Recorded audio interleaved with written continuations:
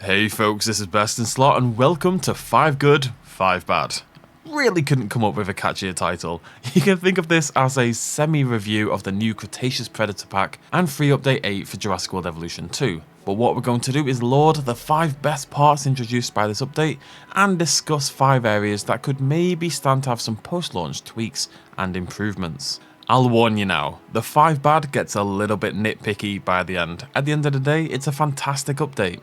Let's get started.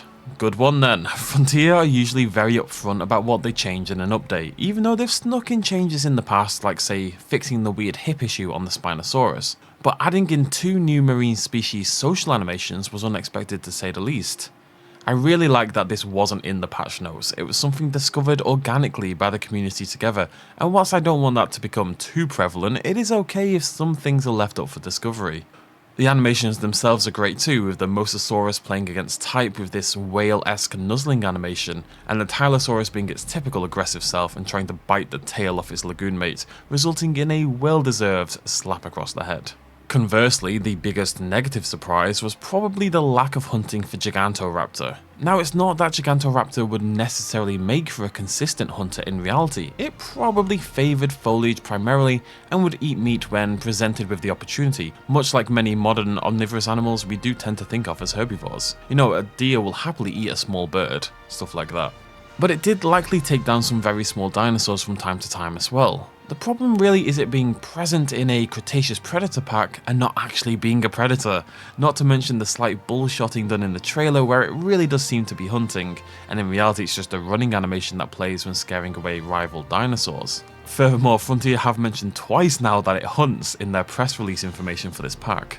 I'd really like to see this added post-release, giving it the ability to hunt the smallest dinosaurs, even if it's going to just be taking down Compsognathus and stuff like that. And I think even the goat wouldn't be outside the realms of realism, given the size difference. Now, whilst Giganto has disappointed a little in that regard, it didn't disappoint in its kill animations. The medium and large carnivore kill animations for the Giganto are both fantastic, utilising that giant aggressive bird vibe the dinosaur has going on, and resulting in some very entertaining head kicks. Not for the dinosaurs being kicked, but still. There's a little bit of animation reuse in this pack on the likes of Concavinator, but they really brought it in some of those human kills as well. The Tarbosaurus with the missed bite, quick turnaround, and then the follow-up hunting is entirely unique, and even that is bested by one of my favourite human kills in the entire game via the Utahraptor, who intelligently uses the heft of its large dromaeosaurid body to push potential prey to the ground.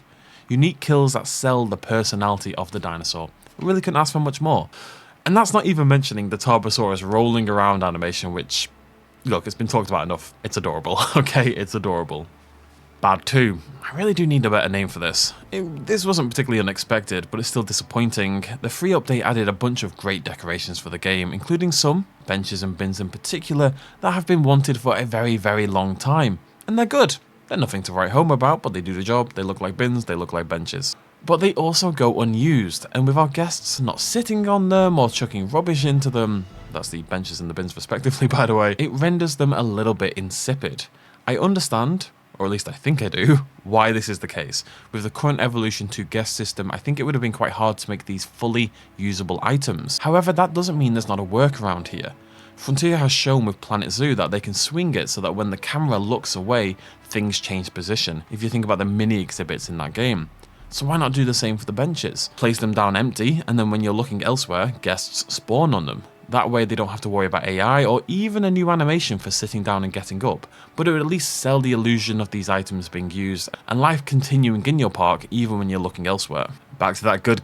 The auto hatcheries are another feature we've wanted for a really long time. Actually, I was talking about them literally the day before the DLC was announced, and they're integrated, largely, really well into the game.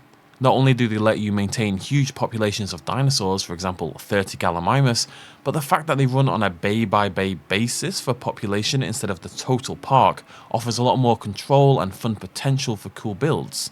Now, not only can you set up a Site B scenario where, post-setup, you literally don't have to do anything to maintain your populations, you can now use hatcheries as quasi-feeders for your carnivores, keeping them well supplied with prey dinosaurs to hunt. Now, of course, you could always do this in the past, but it got a little tedious, especially if you had a large park. This is much easier, and just cooler in general, I think. Like Icarus, we have flown too close to the sun, however. The auto hatcheries are great, but the inability to make any genome changes to the cute dinosaurs really does feel like a needless limitation. There may be a good reason for it, but I don't see what it is. If we could at the very least choose a specific skin colour / pattern or set it to our favourites, that would be a huge improvement. As it stands, if you wanted to set up a, say, Jurassic Park themed Site B, you can't really do so, because you're going to end up with random Gallimimus skins and random Tyrannosaurus Rex skins, etc. that just don't fit into the film. This feels like the kind of thing Frontier usually does change post-release when the public notes it, so fingers and claws crossed for this one please.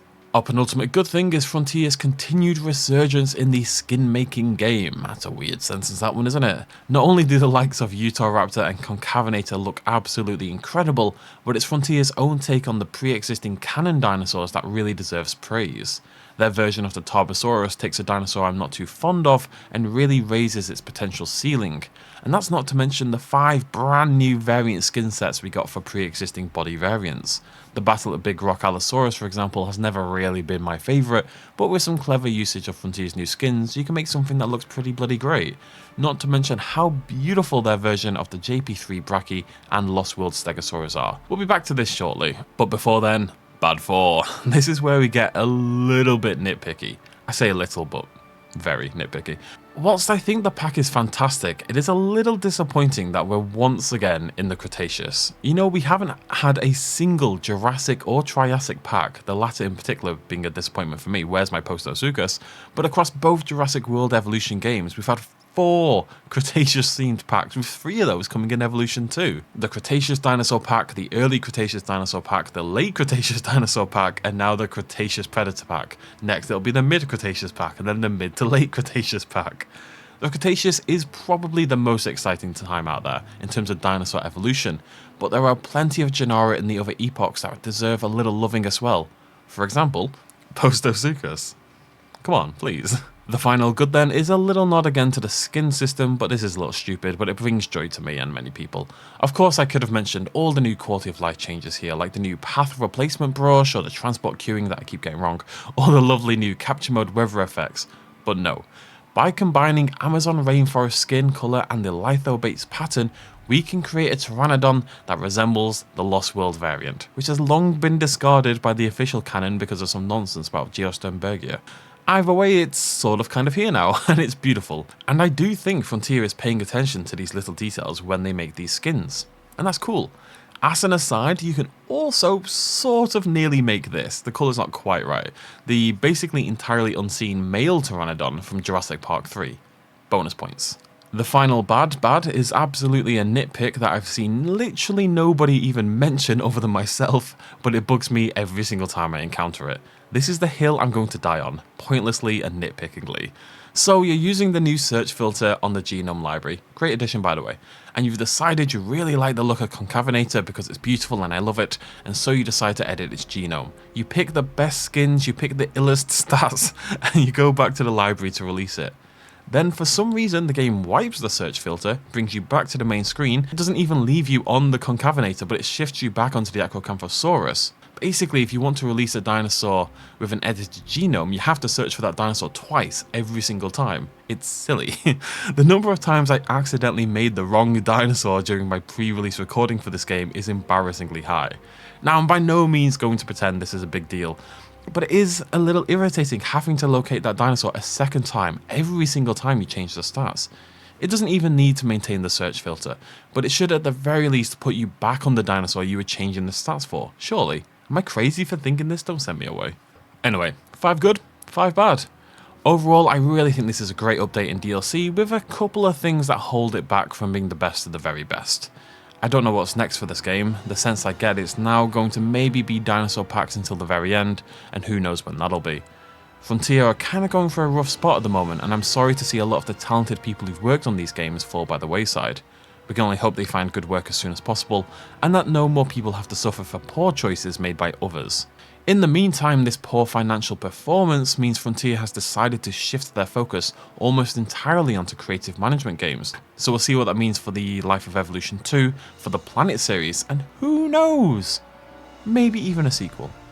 Thanks for joining me folks. If you enjoyed this video, throw me a like and let me know what would have made it onto your list. Cheers, much love, as always. Bye bye.